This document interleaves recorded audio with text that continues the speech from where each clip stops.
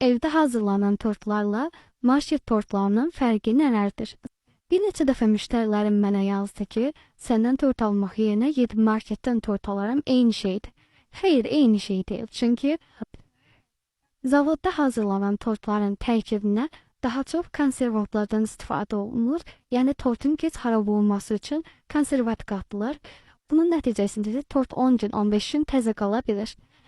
Həmçinin kekinin bişirilməsində Ovalex-dən istifadə olunur. Bu da o deməkdir ki, 5 yumurta ilə hazırlanan keki 15 yumurta ilə hazırlanmış qədər qaldırır, yəni hündürlüyünü daha çox edir. Bunun nəticəsində isə bir keklə bir bütün iri tortu hazırlamaq olur.